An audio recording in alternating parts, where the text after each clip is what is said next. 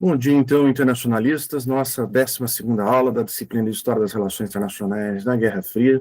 Hoje trataremos, então, de Reagan e o projeto Guerra nas Estrelas.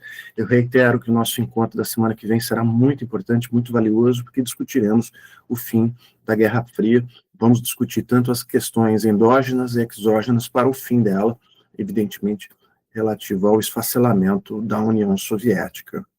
Então, o encontro da próxima aula, na 13ª aula, é muito importante. Hoje, então, vamos tratar de Reagan e o projeto Guerra nas Estrelas. Eu preparei, assim, uma aula bastante didática para que vocês compreendam acerca do 40º presidente dos Estados Unidos. Ele foi o 33º governador da Califórnia. Então, veja que teve uma vida política bastante ativa, porque, além de ser presidente dos Estados Unidos por 2 mandatos, e o segundo mandato ele ter ganho de uma forma muito tranquila, né, de uma forma esmagadora. Ele foi também governador por 2 oportunidades da Califórnia, o 33º governador da Califórnia. E, pessoal, um outro ponto que eu acho importante aqui fazer uma observação inicial, ele é um ícone da direita republicana. Até hoje, nós estamos em 2025, ele é um ícone da direita republicana. De fato, o nome de Ronald Reagan é um nome muito grande entre as figuras dos presidentes republicanos. Até Donald Trump, entre outros presidentes republicanos que vieram em seguida a Ronald Reagan, tem Ronald Reagan como, vamos dizer assim, uma figura maior. Né? E ele está, vamos dizer assim, entre os grandes presidentes dos Estados Unidos do século XX. Né? É uma das figuras bem destacadas dos presidentes dos Estados Unidos. Então, reforçando aqui, é um ícone da direita republicana. Vocês estão conseguindo me ouvir mesmo com os latidos desse cachorro chatinho? Sim? Sim, professor, não está atrapalhando nada, não. Maravilha. Vamos lá, então. Vamos dar início aqui ao nosso encontro, falando, então, já sobre os slides. Aqui, uma imagem famosa, né, de Ronald Reagan. É interessante que vocês avaliam a personalidade de Ronald Reagan, uma figura extremamente afável, carismática, amável, sempre sorrindo, sempre receptivo. Ele foi radialista, ele foi ator de cinema, ele era afiliado ao Partido Democrata, mas por questões, não se ficou muito claro, né, por questões, afinidade ideológica, na realidade, vamos ser muito claros, afinidades ideológicas. Ele saiu do Partido Democrata e se dirigiu, então, ao Partido Republicano. Ele foi derrotado 2 vezes, né, nas primárias republicanas. Né? Ele perdeu para o Nixon e perdeu também para o Lyndon Johnson. Né? Tentou, então, ser presidente por 2 oportunidades, ser o indicado, né, pelo Partido Republicano, perdendo nas 2 primárias, mas depois ele foi indicado nas primárias pelo Partido Republicano e derrotou, então, na reeleição do Jimmy Carter. Né? Ele considerava Jimmy Carter um presidente fracassado, um presidente com uma certa vergonha dos Estados Unidos, né? E é um pouco que nós vamos conversar nessa manhã, né, de 12ª aula. Outra coisa importante, ele se formou na Eureka College, é uma faculdade comunitária nos Estados Unidos. Eu fui até pesquisar, eles tiveram 522 alunos matriculados no semestre passado, então é um número, assim, muito baixo, né? E ele foi o grande nome dessa faculdade comunitária nos Estados Unidos, que fica no estado de Illinois, né? Até a sua esposa recebeu várias condecorações, vários prêmios, quando esteve lá, já quando o Ronald Reagan já falecido, né? É interessante também que o Gorbachev visitou essa escola, essa universidade, essa faculdade, né, comunitária, Eureka College, também recebeu um prêmio e pôde discursar lá. Mais uma curiosidade em relação ao Eureka College, ela é uma faculdade comunitária que foi criada no século XIX, 1855, e o Lincoln discursou por lá. Foram as 3 faculdades que o Lincoln discursou, né? Uma das 3 que ele discursou. Então, aqui algumas curiosidades para vocês saberem um pouco a respeito de Ronald Reagan. Eu acabei de dizer para vocês, um ícone da direita republicana.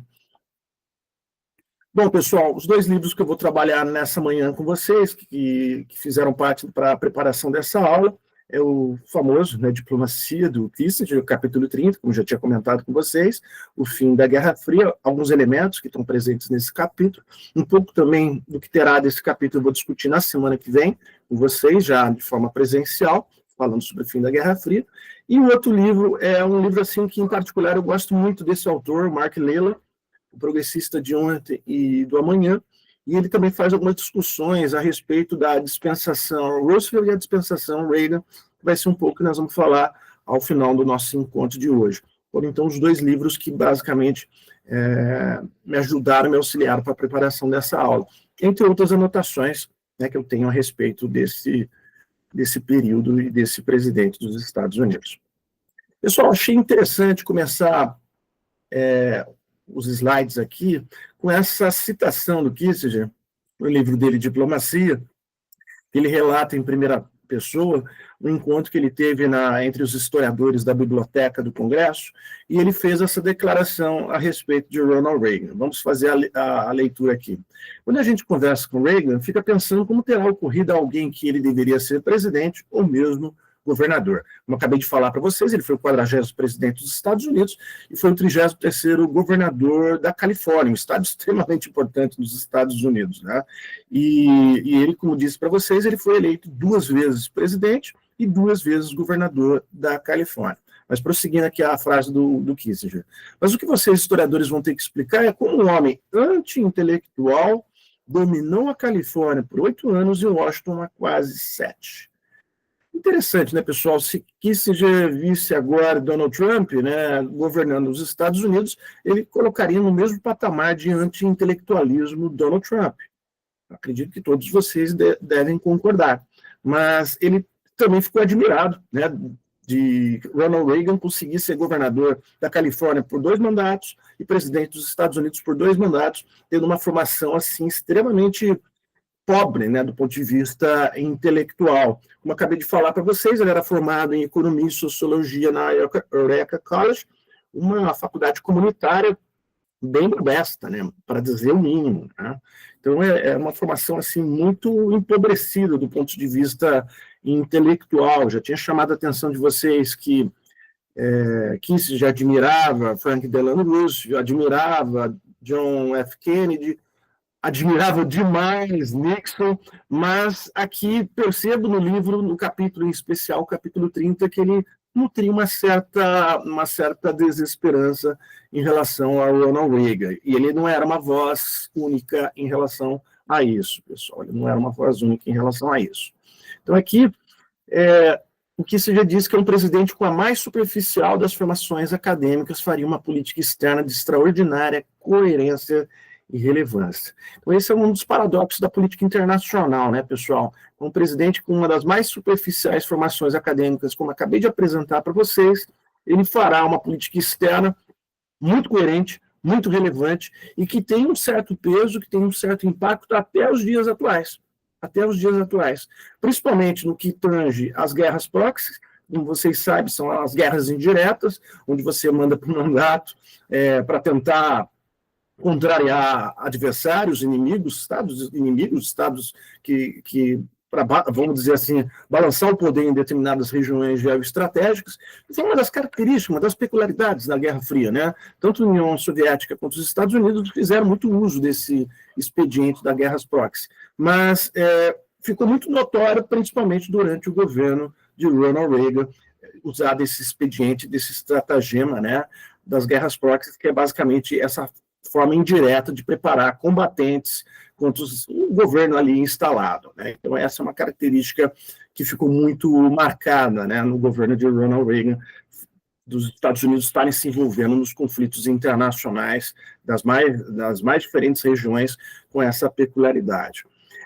Como tinha dito para vocês, era uma personalidade extremamente simpática, muito afável, muito bem-humorado, gostava de contar piadas o tempo todo, era cheio de piadinhas, né? A qualquer momento que a pessoa estava tendo uma conversa com ele, ele contava uma piada, então a conversa dele era sempre recheada de muitas anedotas, e às vezes o próprio Kissinger diz o seguinte, ele fazia uso disso para tentar não demonstrar incapacidade em diversos temas que ele não dominava, né?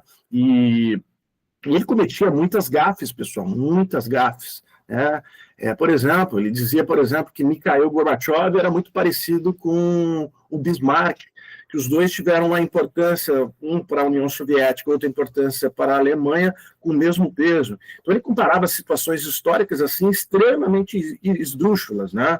E o Kissinger diz assim de uma forma muito clara: não conhecia a história, conhecia a história de uma forma muito superficial.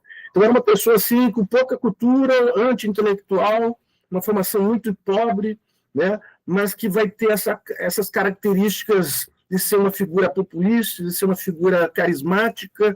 E aí eu faço aqui uma primeira provocação com vocês, né? Não é algo do nosso tempo, né? É algo que já pertence ao tempo passado, como o Ronald Reagan nós tivemos, né? Mas hoje a gente presencia, principalmente na política internacional, figuras populistas, figuras anti-intelectuais, figuras que se dizem fora do mainstream, figuras que se dizem outsiders da política, né? Então, vejo que isso não é novidade, tanto na política dos Estados Unidos, como também na política de diversos países do mundo, figuras como o Ronald Reagan, né? Até a gente pode pensar que ele pode se tornar um modelo, né? uma forma de emulação para políticos na atualidade, né? Já que eu disse para vocês, ele tinha sido governador da Califórnia, mas ele tinha sido radialista e ator de cinema, né? Ele fazia filmes de faroeste, né? E eu me lembrei até, pessoal, que tem um filme, agora não vou lembrar o nome do filme, mas esses filmes de super-heróis, caramba, fugiu mesmo, e que tem uma brincadeira no final do filme, né? Que um dos personagens dizem: deve ser brincadeira que o Ronald Reagan vai ser presidente dos Estados Unidos, né? Então é muito curioso, que até há troças nesse sentido, né? De dizer como que uma figura como essa pode chegar a presidente dos Estados Unidos, né? Bom, pessoal, indo direto em relação à questão da Guerra Fria, a desintegração, então, comunista ela ficou visível no segundo mandato de Reagan e ela, evidentemente, tornou-se irreversível quando ele deixou a presidência, né? Mas, é claro, o colapso soviético ela já vinha, evidentemente, com os governos antepassados, nos Estados Unidos, mas o momento decisivo foi, evidentemente, com Ronald Reagan, né? E, evidentemente, também devo destacar, chamar a atenção de vocês, que foi com o vice de Reagan, que vai ser o presidente dos Estados Unidos em seguida, o George Bush, né? O primeiro Bush, que vai ter, de fim, o desfecho da Guerra Fria. Mas a desintegração comunista, de fato, o momento decisivo é durante o governo do 40º presidente dos Estados Unidos. Bom, os analistas internacionais, historiadores dos Estados Unidos, dizem que o desempenho dele foi extremamente surpreendente, né? Mas quase incompreensível, porque, como acabei de chamar a atenção de vocês, um anti-intelectual, desconhecia a história, desconhecia pilares da política internacional, ele não usava muito do bom senso, né, da diplomacia convencional, fazia declarações assim estapafúrdias, né, em relação a tanto a União Soviética e adversários dos Estados Unidos. Então ele também não tinha esse bom senso, essa coerência do ponto de vista da diplomacia convencional. E eu até aqui novamente faço a segunda provocação para vocês, né? É um segundo momento que a gente pode perceber uma certa semelhança com Donald Trump, não é verdade, pessoal? Porque também ele não fazia muito uso dessa diplomacia convencional e usava termos, evidentemente, corriqueiros da diplomacia, né? Por exemplo, ele usava muito a fala que a União Soviética era o império do mal, que era o império, vamos dizer, além de ser um império do mal, um império fora da lei, né? Um outlaw. Então, é interessante que ele usava muito nos seus discursos, tanto nos discursos nas universidades, nos jornais, fora dos Estados Unidos, e isso chocava um pouco a opinião pública norte-americana, principalmente os especialistas, principalmente os observadores acadêmicos, que sempre exigiam do presidente dos Estados Unidos um rito convencional diplomático. Imagino que esses observadores acadêmicos, se ainda estiverem vivos, devem estar chocados com Donald Trump, que não faz uso nenhum, né, da diplomacia convencional. Se a gente for lembrar, pessoal, o episódio principalmente do tarifaço Brasil e Estados Unidos, o Brasil não foi informado do tarifaço diretamente. O Donald Trump fez uma postagem na sua rede social, né, e lá na rede social ele anunciou o tarifaço em relação ao Brasil, né? Então vejo que Ele não faz uso da diplomacia convencional, também tem frases extremamente estapafúrdias. Eu acho que vocês devem ter ficado chocados ontem com a frase que ele disse em relação à Argentina, dizendo que a Argentina está morrendo, né? E é muito curioso que a gente tem acompanhado, principalmente no ano passado e esse ano, os nossos economistas aqui, praticamente grandes economistas dos estados do Brasil, né, que admiram o que tem dito, né, e até governadores, como o próprio governador de São Paulo, admirando o modelo, a forma de gestão de Milei, né. E ontem você tem uma frase assim bombástica de Donald Trump dizendo que a Argentina está morrendo e que é graças aos Estados Unidos, nesses investimentos dos Estados Unidos, esses empréstimos dos Estados Unidos, que a Argentina está tentando sobreviver, né? Então é chocante, né? Até nesse ano de 2025, Milei recebeu um prêmio de uma associação de economistas, foi escolhido como economista do ano, né? Então, é bem chocante quando a gente percebe o nível de empobrecimento em relação a essas questões. Pessoal, até o presente momento tudo bem? Tranquilo? Lucas Camilo, porta-voz da turma, pode falar se está tudo bem. Sim, professor, tudo certo. Maravilha, vamos prosseguir aqui então, pessoal. Certo, né? Show.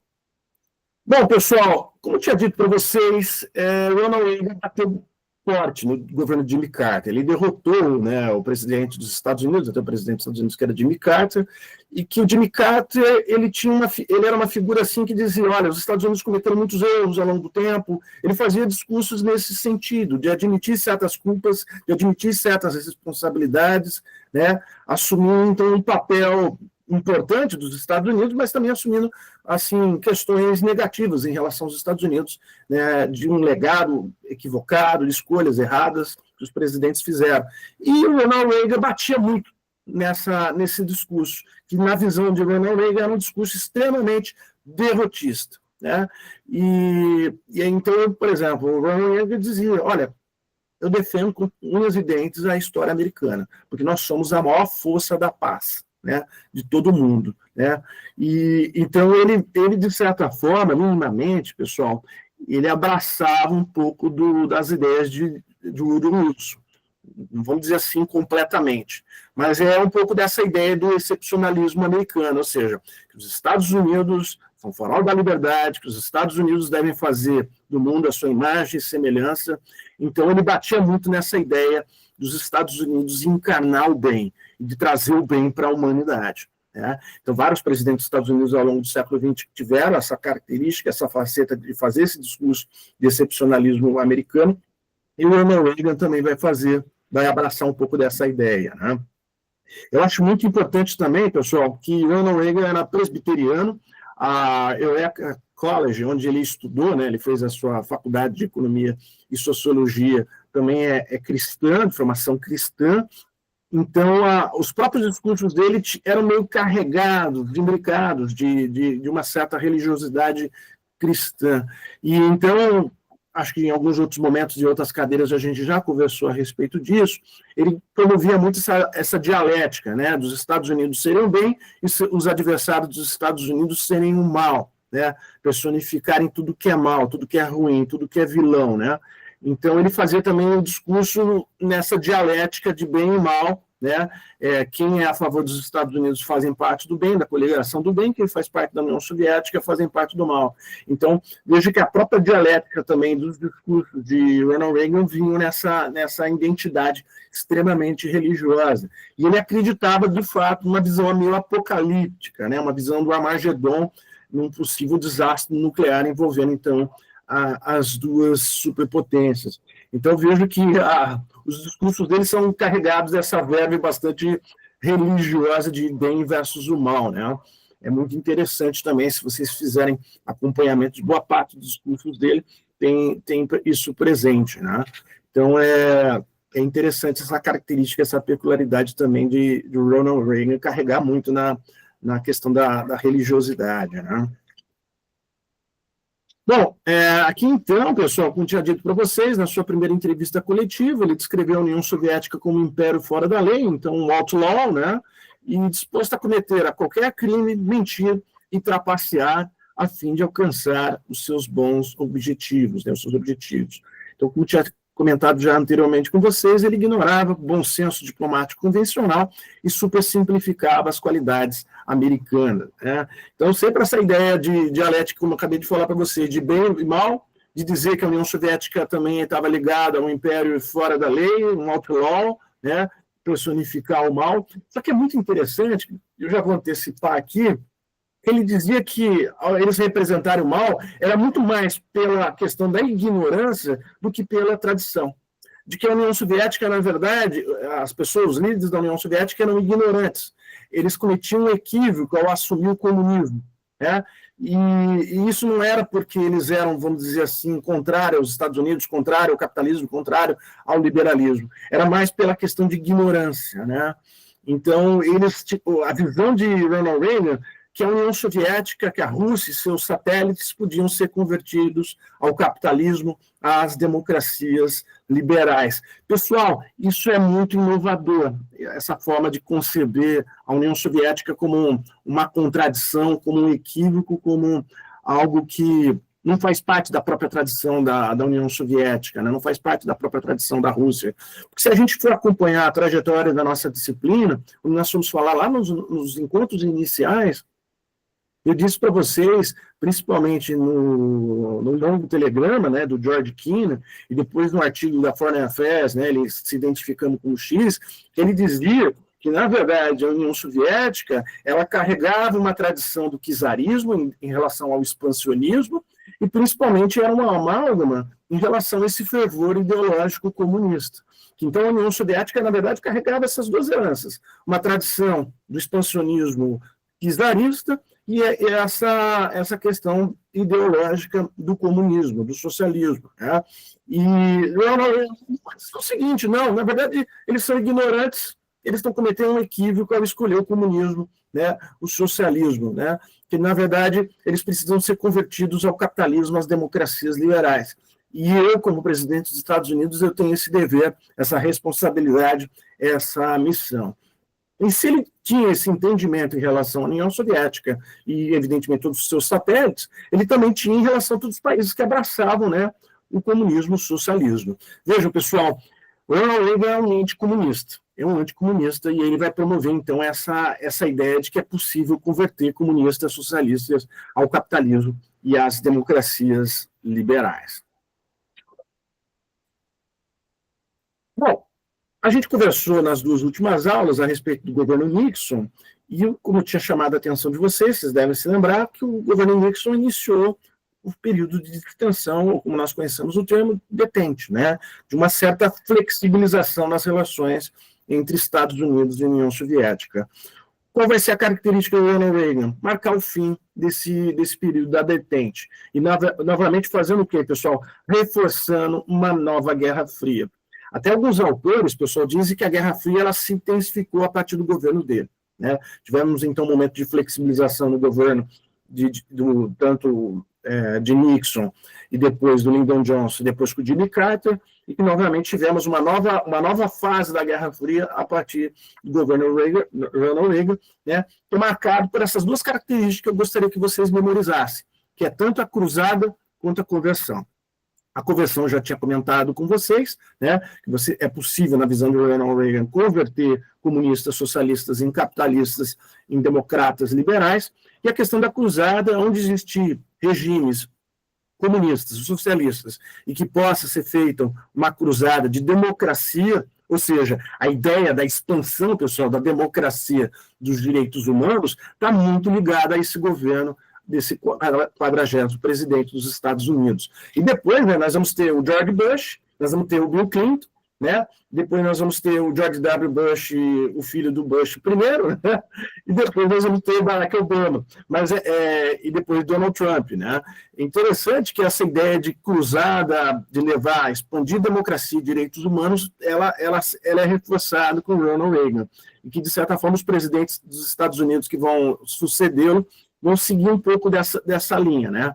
Precisamos expandir democracia e direitos humanos para o resto do mundo, né? E que vai ser um pouco das ironias que eu sempre fiz com vocês, desde a disciplina de introdução, história das RA, história das RB, um pouco na história das relações internacionais da Guerra Fria, algo que os Estados Unidos sempre vão tentar intervir, justificando questões humanitárias, por questão de ditaduras, quando principalmente tiver matérias-primas, né, abundantes nessas regiões. Né? Então, isso é muito interessante, essa ideia tanto da cruzada e da conversão, não ser as duas bandeiras que vão ser, então, abraçadas por esse governo de Ronald Reagan. Reagan, então, vai rejeitar a ênfase de Nixon sobre os interesses nacionais, né? Vocês devem se lembrar que o Nixon tinha essa ideia de que todos os estados vão perseguir seus interesses nacionais, mas que eles devem se equilibrar, ou melhor, balançar um equilíbrio de poder. Era algo que eu tinha refinado, dito para vocês na semana passada, e não a outra semana, na semana passada principalmente. Mas ele vai ignorar praticamente esse princípio do governo Nixon.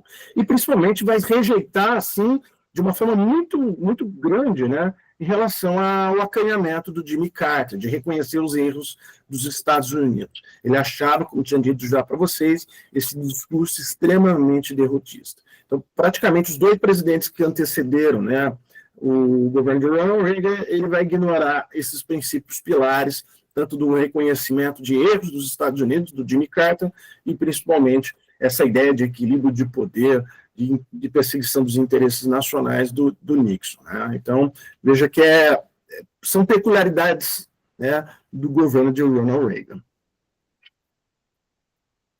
Bom, pessoal, como tinha já antecipado para vocês, ele considera, o governo dele também é marcado, como tinha dito para vocês, ele é um anticomunista, né, por essa ideia de conflito ideológico, ainda isso tem que ser pesado na balança, mas é uma versão simplificada de wilsonismo, né, uma versão muito simplificada de wilsonismo. Ele não vai utilizar todo o cabedal, né, do wilsonismo, mas há esse pilar em relação, como já tinha também antecipado para vocês, né, essa luta entre o bem e o mal. Os Estados Unidos, evidentemente, personificando o bem, e a União Soviética e seus satélites personificando o mal. Essa é a luta que é travada nas relações internacionais. Né? Veja que essa questão dele ter uma influência muito religiosa na sua formação, dele ser um presbiteriano, é a visão que ele também enxerga nas relações internacionais. Né? Essa característica ele enxerga nas relações internacionais.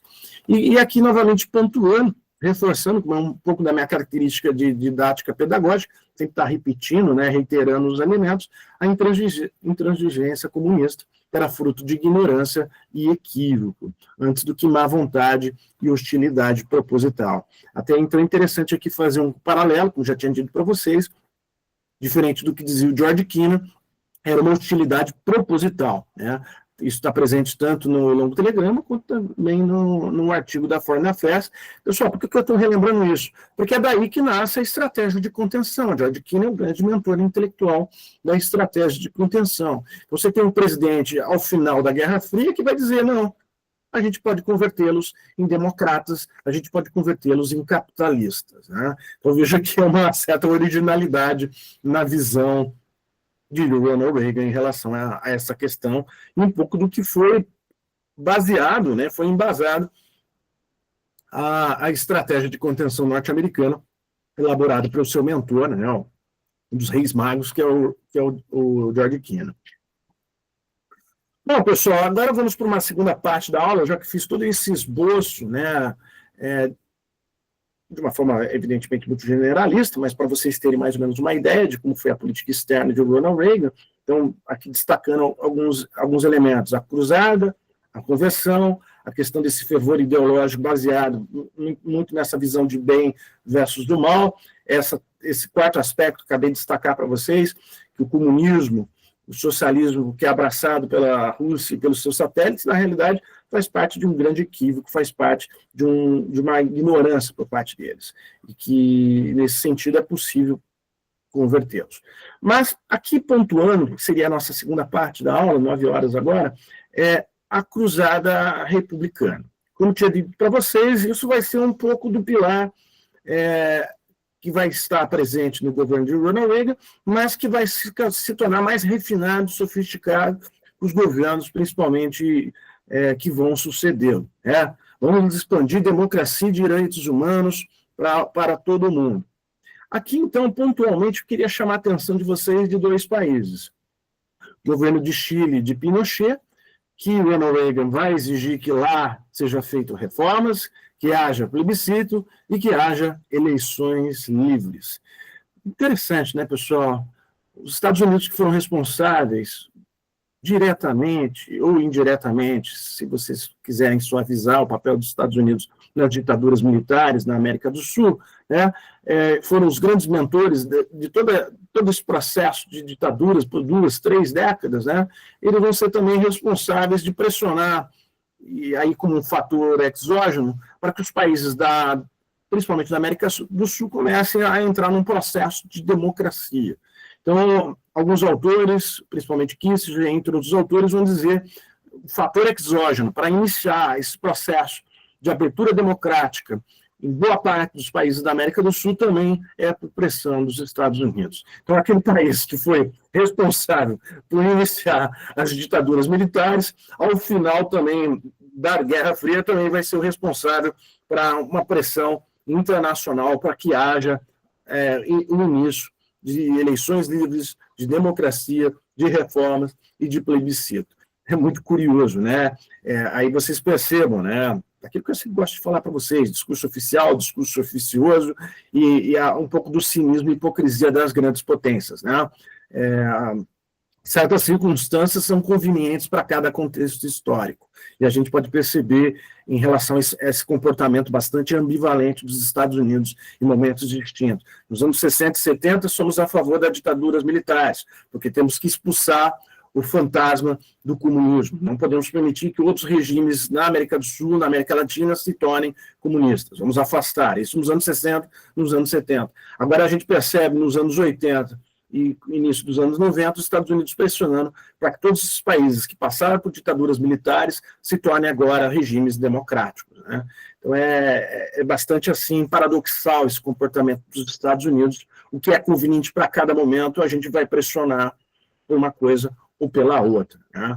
Então é importante que a gente consiga, né, como internacionalista, como analista das relações internacionais, perceber esse papel dos Estados Unidos, e não só dos Estados Unidos, como das grandes potências, em momentos distintos, em contextos políticos distintos, por essa pressão internacional. Mas eu queria aqui fazer um adendo, e teve um momento que eu fiz uma declaração nesse sentido, em algum espaço aqui na Universidade Federal de Santa Maria, no nosso centro, falando sobre a questão da pressão internacional dos Estados Unidos em contextos diferentes. E aí houve uma crítica no seguinte sentido: mas o professor José Renato, que é das relações internacionais, às vezes ele só se preocupa com a pressão internacional e não percebe as questões endógenas, né, as questões internas que também pressionam por uma democracia, por eleições livres, por reformas e plebiscito. Não, pessoal, existe evidentemente a pressão externa, a pressão internacional para que haja democracia, direitos humanos, plebiscito, reformas, mas também, evidentemente, né, nós internacionalistas nós não podemos negar, né, as questões internas, né, pressão interna da própria sociedade civil, de grupos, de instituições civis que vão pressionar também para que haja esse processo. A gente não pode, por exemplo, dissociar, né, esses dois elementos que estão acontecendo, tanto as questões internas quanto as questões externas. Né? Porque às vezes as pessoas acham que só a pressão externa ela já é válida. Não, né? Existem os dois elementos. E nós, como internacionalistas, eu já digo isso várias vezes para vocês, nós somos também cientistas sociais. A gente também tem que pensar nas questões internas. Então, há tanto pressão também interna, como houve, por exemplo, em relação ao Brasil, vamos exemplificar a questão do Brasil, né? A própria Igreja Católica pressionou, grupos ligados a institutos de direitos humanos, as universidades, os estudantes, políticos do MDB, então uma série de atores nacionais que também vão discutir, vão participar, vão se engajar também para que haja a abertura democrática, como foi o caso brasileiro, mas também a pressão internacional. E a pressão internacional também ela não pode ser desqualificada como um fator menor, mas também é um fator que deve ser também levado, eu vou usar um termo da nossa área, né, uma variável importante para ser inserida, né, também como um elemento de análise. Às vezes os nossos colegas da história eles têm esse olhar de que somente a questão interna ela tem um peso considerável, um peso mais importante, né? Eu acho que a gente tem que levar em consideração tanto as questões externas como as questões internas, ou como estou aqui reiterando várias vezes, né? As questões endógenas e as questões exógenas, que é um pouco que nós vamos conversar na semana que vem, né, pessoal? E até a pergunta que eu já deixo para vocês, o que vai ter maior peso? Ou se tem um peso similar na queda da União Soviética, no fim da Guerra Fria, a pressão dos Estados Unidos para que acontecesse a queda da União Soviética, ou os fatores internos, como nós vamos falar na semana que vem, as reformas precipitadas por Mikhail Gorbachev, o próprio personagem Mikhail Gorbachev, as próprias dissensões internas da União Soviética, que vão levá-la à ruína. Né? Então, é importante que a gente sempre pense nesses dois pontos, né? O aspecto interno e o aspecto externo. Relações internacionais não é só discussão do que acontece no externo, né, pessoal? Acho que vocês que já estão bastante evoluídos, alunos e alunos que vão até terminar a graduação nesse ano de 2025, né, já tem isso muito claro, né? Essa ideia de que o interno e o externo, na verdade, nas relações internacionais, eles estão dialogando o tempo todo. Tem essa questão da dialética o tempo todo. Tudo bem, pessoal, essa observação aqui? Algum comentário que vocês gostariam de fazer? Por favor, Brenda, faça, por gentileza. Foi sem querer, senhor. Eu ia colocar o certinho de que tá tudo bem. Ah, tá, que pena. Eu fiquei até feliz aqui, emiti até um sorrisão aqui, falei, nossa, vai ter um comentário bacana. Mas, de qualquer forma, obrigado. Bom, pessoal, voltando aqui, mas ficou claro, né, pessoal, eu coloquei da Brenda, assim, né, em relação a essa questão da gente sempre pensar na dialética da questão interna e externa, né, que até o realismo, ele tinha essa característica, vocês fizeram a cadeira de teoria das relações internacionais, o realismo tinha muito essa característica de que tudo é unitário, é uma natureza unitária dentro do Estado, né. Claro que à medida que o realismo foi se sofisticando, principalmente a característica do realismo atual, moderno, né, mais contemporâneo, o realismo ofensivo, o realismo defensivo, ou o realismo neoclássico, tem essa característica mesmo de ver o peso das variáveis interno e externo, e a gente, como internacionalista, não podemos perder essa perspectiva. Bom, pessoal, em relação a Filipinas, houve derrubado com a colaboração americana, né, o líder Marcos foi derrubado lá, então veja que começa a iniciar nesse processo do governo do Ronald Reagan uma característica que ficou muito famosa, provavelmente você já conhece esse termo, no item C, que é ajudar o inimigo do meu inimigo. É basicamente isso que vai ser dos lemas, do mantra do governo de Ronald Reagan. O inimigo do meu inimigo, é importante, então, fazer isso em qualquer parte do mundo, em qualquer região geoestratégica, mesmo fora do perímetro de defesa dos Estados Unidos, gerar essa contestação à União Soviética. É uma cruzada, então, republicana, é uma cruzada democrática, e é essa ideia também da conversão. Essa ideia da conversão, que também é um elemento extremamente importante na ação da política externa de Ronald Reagan. Como disse bem no início do nosso encontro de hoje, né, pessoal? É uma política externa, na visão de Kissinger e de muitos observadores internacionais, muito coerente. É muito coerente e que vai, evidentemente, obter vários êxitos na política internacional. Bom, então ele vai começar a liderar uma cruzada anticomunista, que vai ser, então, chamado de doutrina Reagan, e aqui um pouco da característica que vai ser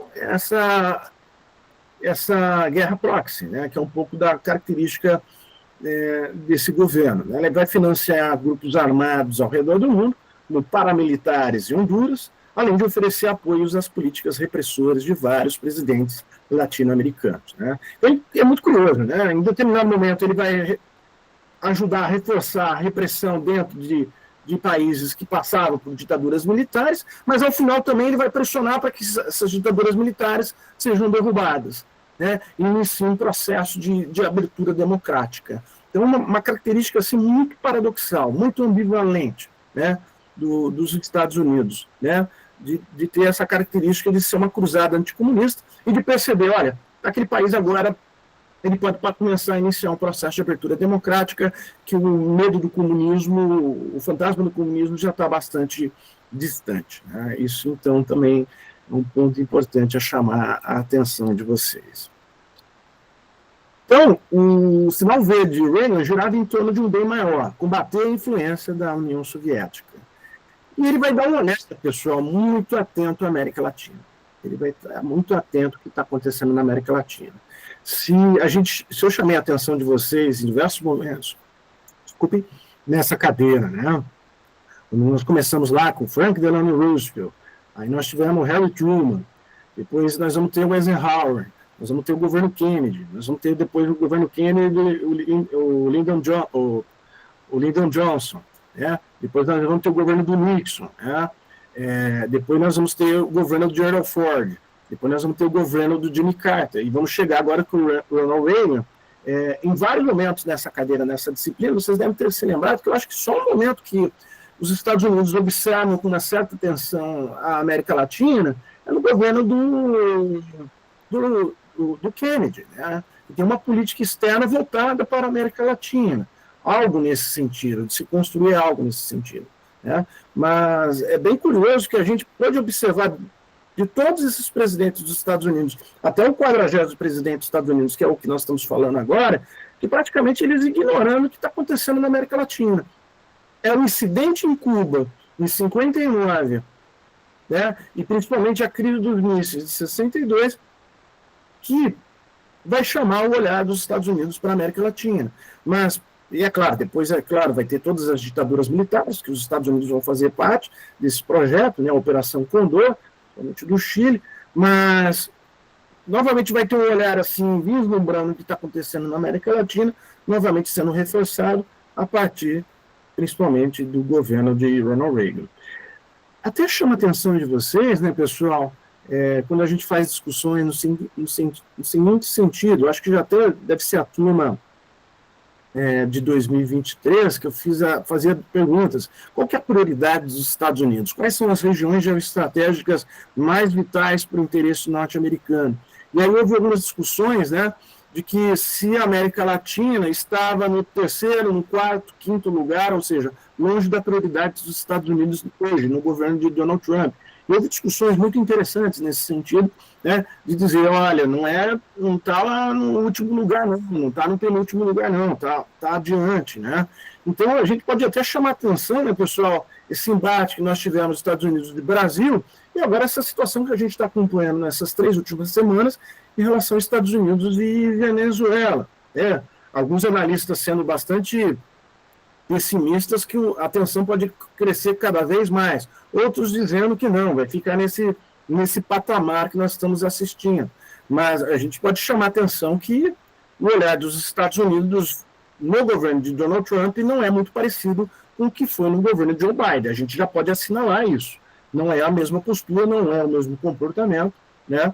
E a gente pode até colocar, talvez em 3º e em 4º lugar, a prioridade do governo dos Estados Unidos em relação à América Latina, que o olhar dos Estados Unidos está muito mais atento, por exemplo, que foi no governo, por exemplo, do Barack Obama e longe do próprio governo Biden, né? Acho que, imagino eu que vocês também devam concordar em relação a isso. Aqui, então, a prioridade da América Latina foi o apoio às guerrilhas conhecido como Contras, que se opunham ao governo sandinista marxista da Nicarágua. Eu vou começar a pontuar, pessoal, só antes, pontuar algumas regiões, quer dizer, alguns países que então tiveram, os Estados Unidos começaram então a intervir diretamente, né? Ou indiretamente, como aqui estou pontuando para vocês. Então, esse tipo de guerra indireta era comum dentro da estratégia de contenção da Guerra Fria. Ele vai ficar, aqui eu devo pontuar, ficar muito mais refinado, muito mais sofisticado no governo do Reagan. Então, olha que coisa curiosa dessa frase do Riordan Roet, que é diretor do Programa de Estudos Latino-Americanos da Universidade de Johns Hopkins, dos Estados Unidos. Agora nós estamos no governo Trump, não é tão interessante ir para os Estados Unidos estudar, né? Mas o próprio professor, nosso ex-professor Bruno Rendler, teve a oportunidade de estudar nessa Universidade de Johns Hopkins, estudar nesse Programa de Estudos Latino-Americanos. Dizem que é uma das melhores instituições para nós internacionalistas para tratar principalmente questões da América Latina, né? A biblioteca fenomenal que tem por lá.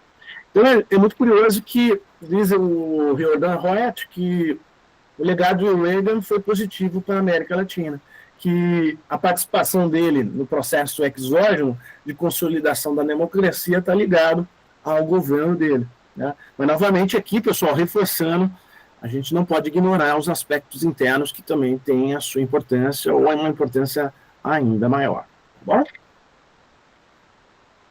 Bom, vamos agora começar a tratar em relação aos países, né? Vamos começar primeiro com El Salvador. Então, El Salvador é o primeiro país que queria aqui conversar com vocês das intervenções do governo Reagan. Então, o problema era um palco de uma guerra civil entre a ditadura militar, apoiada por esquadrões da extrema-direita, e grupos comunistas, entre eles a Farabundo Marte de Liberação, né? Essa, então, era o cenário de uma guerra civil acontecendo em El Salvador, o grupo da ditadura militar e o grupo comunista combatendo essa ditadura militar. Então, a solução: os Estados Unidos vão treinar e armar os militares do governo, e Cuba e os sandinistas vão fazer o mesmo com os guerrilheiros. Então, uma guerra que vai ter esse resultado terrível: 75 mortos e 1 milhão de refugiados. Eu fico pensando aqui, pessoal, fazendo aqui uma provocação, se de fato os Estados Unidos intervir na Venezuela, a quantidade de refugiados que nós teremos. A quantidade de refugiados que nós teremos, se caso de fato esse conflito militar, se chegarmos de fato a um conflito militar entre Estados Unidos e Venezuela. Vai ser de fato o maior número de refugiados que nós vamos ter na América do Sul, né, de todos os tempos, né? Não tenho dúvida em relação a isso.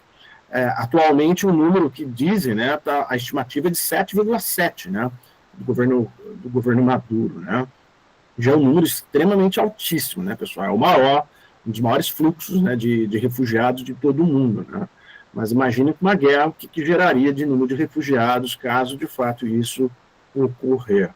Não sei qual a leitura de vocês em relação a isso, mas é algo assim extremamente, vai ser muito prejudicial para toda a América do Sul, né? Acho que o Brasil e os demais países deveriam, através do recurso da diplomacia, tentar evitar algo nesse sentido, né? O Brasil tem feito algo nesse sentido para tentar conter qualquer intervenção armada, né, dos Estados Unidos. Bom, Honduras, pessoal. Grupos de esquerda representavam ameaça, assim como a tomada de poder pelos sandinistas na vizinha Nicarágua, que poderia gerar efeito dominó na região. Era esse, então, o desafio que era posto, então, aos Estados Unidos. A solução: então, Honduras virou base da guerra contra os sandinistas. Lá os americanos treinavam e armavam os contra. Já Cuba também se envolvia nos conflitos, usava Honduras como espaço para levar armas soviéticas aos rebeldes salvadorenhos. Então, veja, pessoal, que Honduras acabou se tornando o quê, pessoal? Um espaço de luta entre Estados Unidos e Cuba e os soviéticos, né? Cada um treinando e armando a luta onde estava acontecendo em El Salvador. Esse também é um ponto importante de chamar a atenção de vocês. Qual foi o resultado, pessoal? Aumentaram os combates na América Central.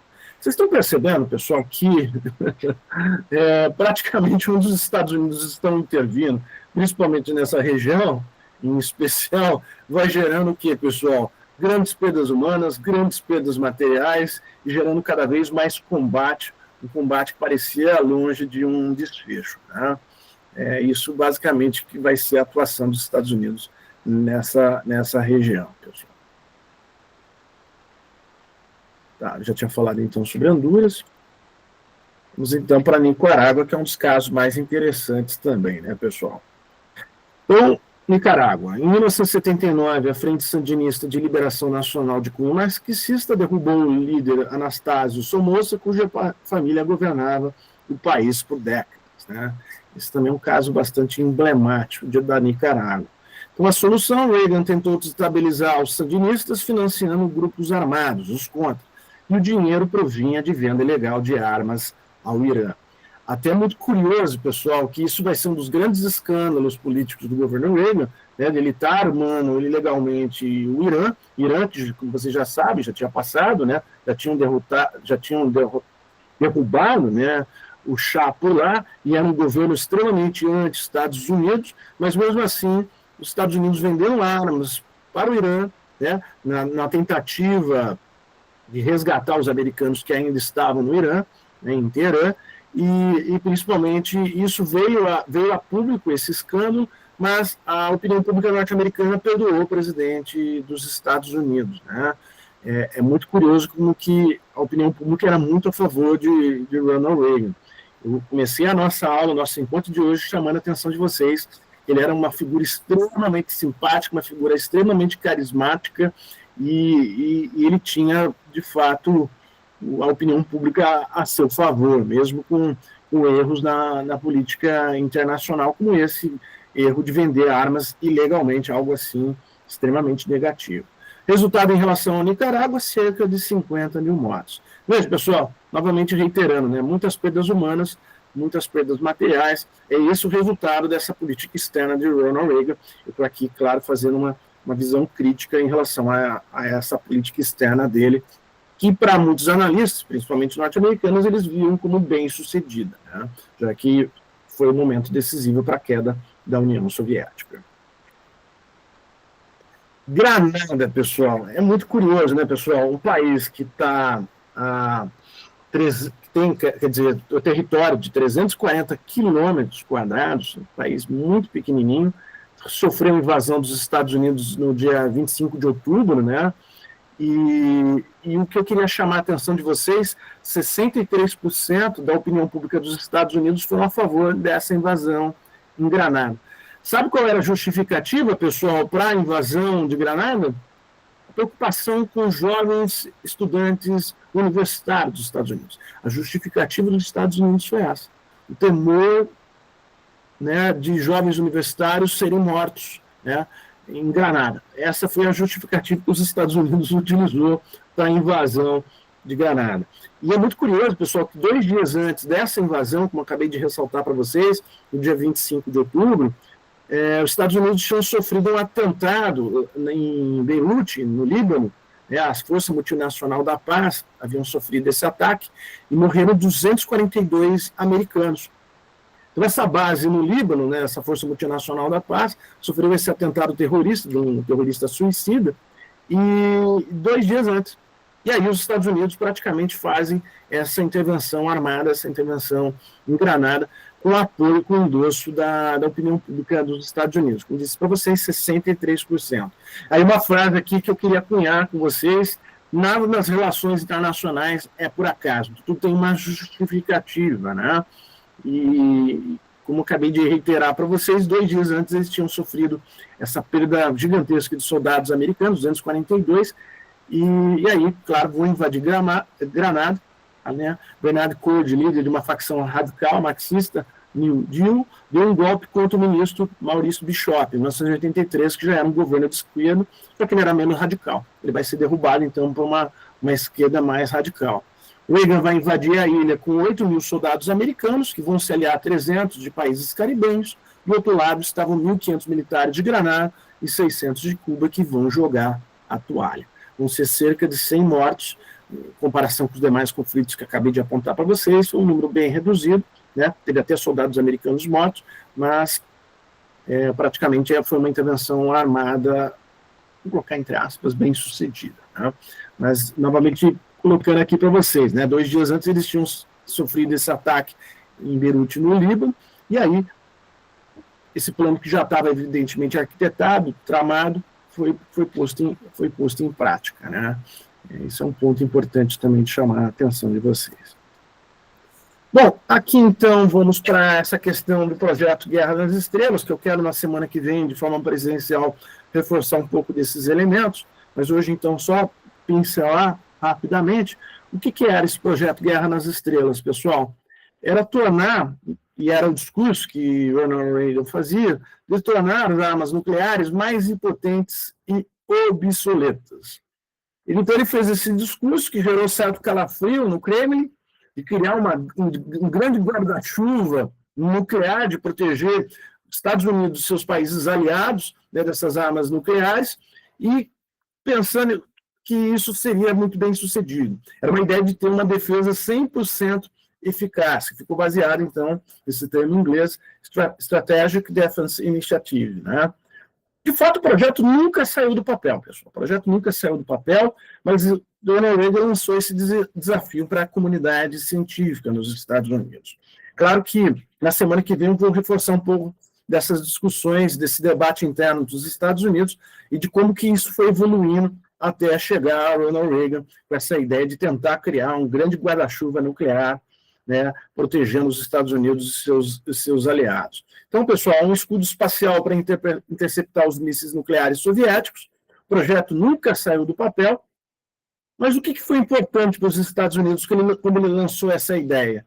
Levou a uma nova corrida armamentista, e essa corrida armamentista, para muitos analistas, chegou ao limite, e que vai levar, então, a precipitar o caos econômico de Moscou e o próprio Kremlin reconhecendo que havia perdido a Guerra Fria e que não tinha como acompanhar os Estados Unidos, já que a base econômica e industrial soviética ela já estava muito defasada, principalmente do ponto de vista tecnológico. Na semana que vem eu vou reforçar ainda mais essa questão, né, dessa corrida tecnológica que a União Soviética, evidentemente, vai estar muito atrás dos Estados Unidos e dos aliados capitalistas das democracias liberais ligados aos Estados Unidos, né? Mas é interessante quando a União Soviética vai reconhecer que ela está atrasada, e o Gorbachev vai fazer essa leitura muito correta, né? E ele percebe que era necessário, através daqueles dois instrumentos, também na semana que vem eu vou reforçar isso, a perestroika e a glasnost, para tentar melhorar as questões da União Soviética, mas, de fato, isso aí vai gerar ainda mais a queda, a própria ruína, né? Mas é interessante essa questão do projeto Guerra nas Estrelas, que está ligado, né, à famosa série, né, série de filmes, né, que ficaram famosos dos anos 80 e dos anos 90, né, Guerra nas Estrelas, né, do George Lucas, do Steven Spielberg, e que tentando, então, tornar os Estados Unidos praticamente poderosos, né, e extremamente defensivos em relação a qualquer ataque nuclear soviético, né? Mas isso, como acabei de dizer para vocês, nunca saiu do papel, mas só de ter lançado a ideia gerou uma corrida armamentista, e essa corrida armamentista vai levar à vitória os Estados Unidos, né? Então, esse é um ponto também importante de chamar a atenção de vocês. Bom, Ronald Reagan vai negociar com o líder soviético Gorbachev no Tratado de Forças Nucleares de Alcance Intermediário. Esse vai ser um ponto também importante de chamar a atenção de vocês. E, novamente, tem uma discussão de diminuir os arsenais nucleares de ambos os países, que eles também o farão, né? Que era uma preocupação tanto do Reagan do Gorbachev, principalmente do Gorbachev, principalmente da ideia quando foi lançado esse projeto Guerra nas Estrelas, novamente aqui ilustrando, nunca saiu do papel, mas que causou um certo calafrios, né, deles se tornarem extremamente poderosos do ponto de vista defensivo.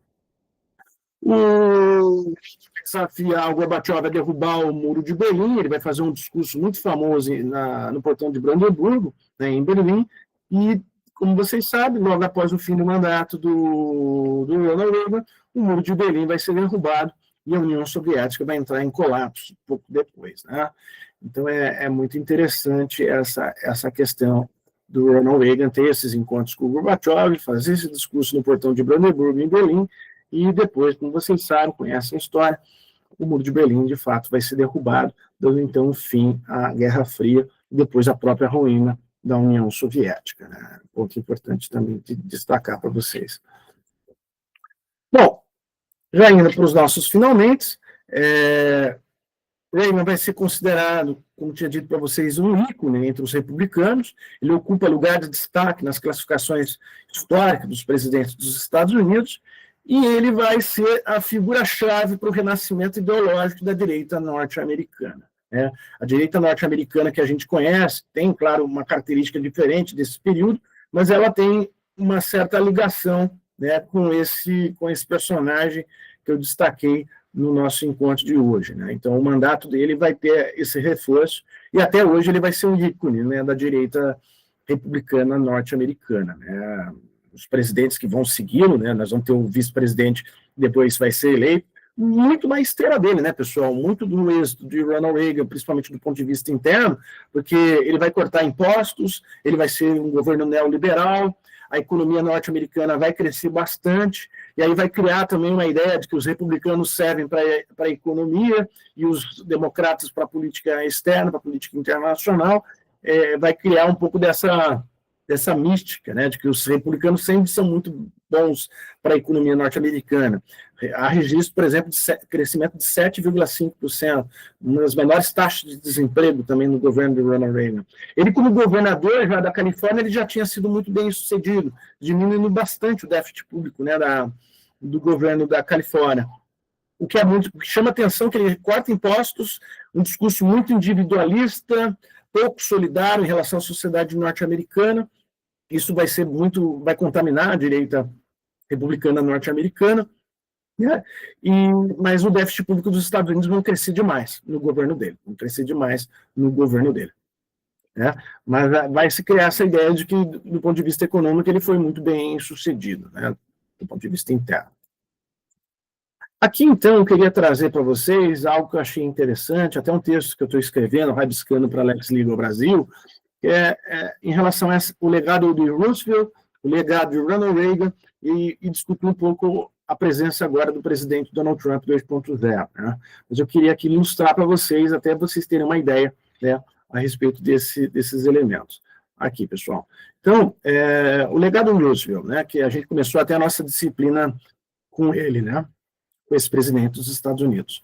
Apresentava uma América onde cidadãos se envolviam no empreendimento político para se protegerem mutuamente de riscos, de dificuldades e de ataques a direitos fundamentais.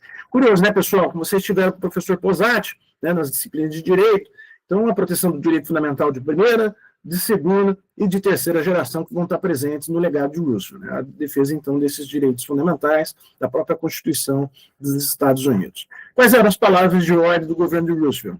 Solidariedade, oportunidade e dever público. Vocês estão percebendo que no legado de Roosevelt há uma importância muito grande ao Estado dos Estados Unidos. É um welfare state, é um Estado do bem-estar social, é um Estado extremamente o quê, pessoal? Atuante. Mas há essa ideia também de solidariedade entre a sociedade norte-americana. Então, pessoal, a dispensação Roosevelt vai se estender da era do New Deal à era do movimento dos direitos civis e a grande sociedade nos anos 60, até se exaurir nos anos 70. Né? Então, muito em parte também do governo do Nixon. Nixon vai ser um antecessor do governo do Ronald Reagan, nessa ideia de um Estado cada vez menor, de um Estado mínimo, um Estado menos interventor, né? Até, como vocês sabem, está presente no livro do Hobsbawm, a Era dos Anos Dourados, ela começa então a se erudir, principalmente nos anos 70, sendo mais exato, 1973, né? Com a crise do petróleo. Então, o legado de Roosevelt tem essa importância para a sociedade dos Estados Unidos. Esse legado, então, ele deixa de existir, principalmente ao final dos anos 70. Essa era uma característica dos Estados Unidos, então, de 45 até o final dos anos 70, 1973 sendo, então, um momento de eclipse, né, de fato, de turning point nessa sociedade norte-americana. Aí eu queria pontuar para vocês, pessoal, o legado de Reagan. O legado de Reagan vai representar uma América mais individualista, onde famílias e pequenas comunidades, empresas prosperariam, nossa, difícil, hein? Como estivessem livres dos grilhões do Estado. Veja que coisa curiosa, pessoal. Se no estado de Roosevelt, o estado de Roosevelt era um estado interventor de bem-estar social, de uma sociedade mais solidarista, mais unida, não tão fragmentada, aqui não. A ideia do individualismo vai estar muito presente, um Estado cada vez menor, um Estado mínimo, um Estado menos interventor. Deixa de existir, então, esse Estado do bem-estar social. Nós estamos falando aqui de um Estado neoliberal. Então, aqui a frase de ordem, a palavra de ordem é autoconfiança e governo mínimo. Então, a dispensação Reagan teve início em 1980. Né, pessoal? Você vê que coisa curiosa, pessoal. Você tem Ronald Reagan nos Estados Unidos, você tem Margaret Thatcher na Grã-Bretanha. São dois governos com peculiaridades de serem governos neoliberais. E que, de certa forma, nos anos 90, muitos governos da América Latina vão tentar, principalmente a partir do consenso de Washington, seguir mais ou menos essas cartilhas do consenso de Washington. Então, você vai ter, por exemplo, um governo de Collor, e principalmente de Fernando Henrique Cardoso, que vai tentar copiar, emular mais ou menos esses governos neoliberais. Né? E a gente poderia pensar aqui, pessoal, principalmente para aqueles que gostam de trabalhar e discutir questões do Brasil, eu acho que vocês já fizeram um pouco disso com o professor Guinter, né, nas cadeiras que o professor Guinter leciona, principalmente voltado à questão do Brasil, de história do Brasil, política externa brasileira, né, em relação também a legados, né, que a gente poderia ver o legado de Vargas, e esse legado de Vargas que vai sendo desconstruído, principalmente ao final dos governos da ditadura militar, né, e depois com os governos que vão se seguir criando uma nova característica, um novo perfil de governo aqui no Brasil, né? Mas é interessante que o próprio legado de Vargas também poderia ser uma discussão, e a gente poderia fazer mais ou menos um paralelo que acontece também nos Estados Unidos, né? E até governos da ditadura militar que tem também características de serem o quê, pessoal? Estados desenvolvimentistas. Depois a gente vai ter um Estado que, na própria visão do amado Luiz Serra, de serem Estados logísticos. O próprio governo do Luiz Inácio Lula da Silva, 1.0, 2.0, e a próprio governo Dilma 1.0 e 2.0, seriam Estados logísticos. Né? Depois nós vamos ter o governo do Michel Temer, do Vampirão, e depois do Bolsonaro, também vão ter uma característica completamente diferente que foi o governo Lula e o governo Dilma. Né? Agora nós temos o governo, novamente, Lula 3.0. Mas você vê, o governo Lula 3.0 já é um governo diferente do 1.0, 2.0, embora muitas das políticas sociais sejam similares, na verdade, estão sendo refeitas. Né? Mas é interessante quando a gente começa a tentar fazer análises de legados, né, de construções de Estado, né, que vão se modificando do Estado desenvolvimentista para um Estado neoliberal para um Estado logístico. Né, um pouco das discussões que nós temos nas cadeiras de política externa brasileira, né, sobre essas variáveis. Alguma pergunta, pessoal? Alguma discussão nesse sentido? Não? Tudo tranquilo, professor. Beleza, João, obrigado. Então, pessoal, muito curioso, João, que cada dessa dispensação trouxe consigo uma imagem inspiradora do destino dos Estados Unidos e um catecismo próprio de doutrinas que estabeleceu os termos do debate político. Né? Claro, legado Roosevelt é do Partido Democrata, legado Reagan do Partido Republicano. Né? Mas é muito interessante também, João, que a primeira dispensação, a dispensação Roosevelt, era uma dispensação política. Já a segunda é antipolítica. Tá? De Ronald Reagan. Uma é mais solidária, pensando em termos de sociedade, nós fazemos parte de toda uma comunidade, fazemos parte dos Estados Unidos, devemos pensar em termos de sociedade. A segunda é antipolítica, de um Estado mínimo, de um Estado neoliberal, mais individualista. Olha que coisa curiosa, pessoal, porque se a gente for pensar agora recentemente, você teve, por exemplo, o governo do Barack Obama, ele tentou lançar o Obamacare, mais ou menos os mesmos moldes que nós temos aqui no Brasil com o nosso SUS, ele foi extremamente rejeitado, e de cidadãos dos Estados Unidos dizendo, não, eu não sou obrigado a pagar um serviço de saúde para as outras pessoas, eu pago se eu quiser. Não é obrigação do Estado me forçar. E aí de ter, como já tinha dito para alguns alunos que fizeram as minhas cadeiras, o próprio Barack Obama com um bigodinho, né, em cartazes, dizendo que o cara era similar a Hitler, né, similar a governos ditatoriais, autocratas, totalitários. Veja como a ideia dos Estados Unidos hoje, mais recentemente, já combatem essa ideia de um Estado mais interventor. O Estado está mais atuante dentro do Estado. Então, é uma discussão muito interessante que eu lanço aqui para vocês pensarem, não só em termos dos Estados Unidos, mas também pensar em termos de Brasil, como também aqui no Brasil, não sei se vocês concordam, nós estamos tentando, de certa forma, imitar o que está acontecendo nos Estados Unidos. Né?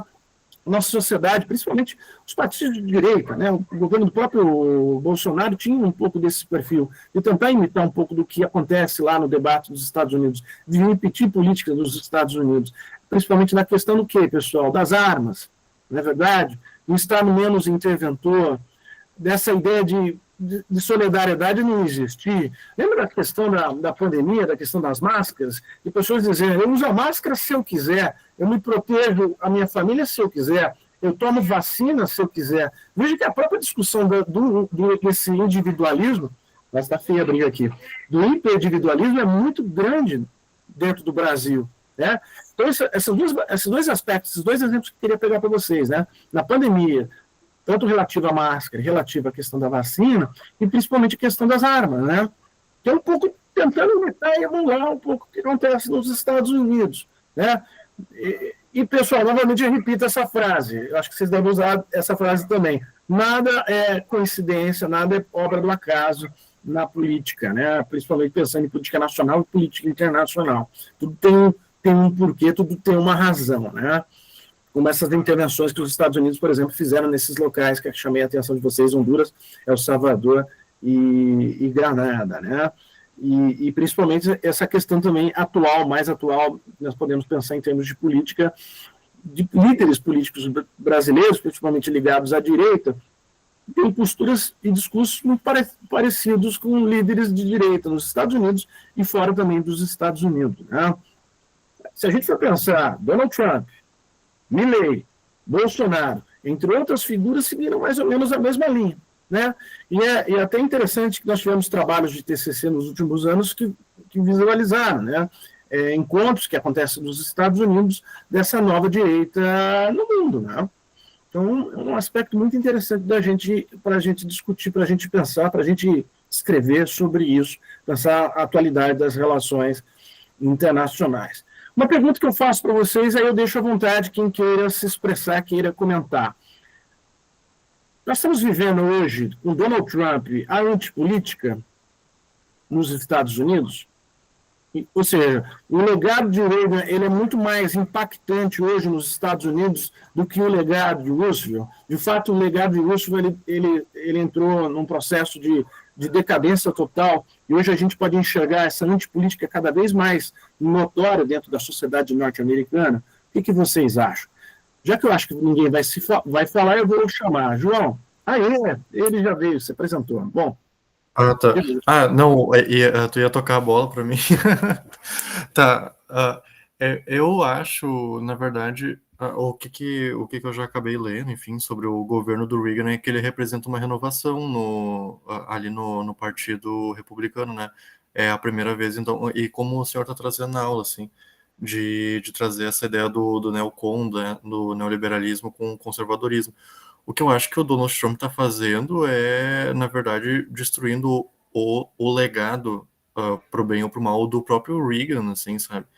Eu não acho que esse discurso, assim, de guerra cultural que o Trump emprega, assim, de ódio e tal, é muito diferente do que essa personificação do inimigo externo do Reagan, assim, é utilizado em proporções e em esferas diferentes. Eu acho que a extrema-direita, né, no qual o Trump faz parte, eu acho que o ponto principal dela é a guerra cultural, né? Ou seja, sempre precisa ter algo queimando para ela continuar andando, assim. Então, por exemplo, na pandemia, que surgiu essa questão das máscaras, como o senhor citou, né?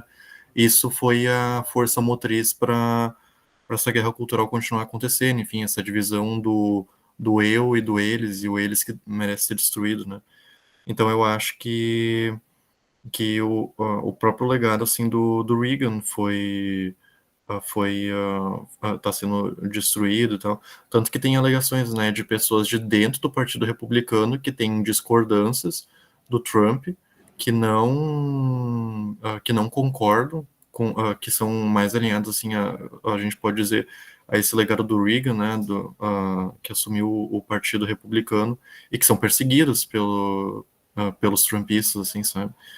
Então, eu acho que é uma renovação que está acontecendo no Partido Republicano que faz com que se perca toda essa mudança que o Partido Republicano teve no governo Reagan.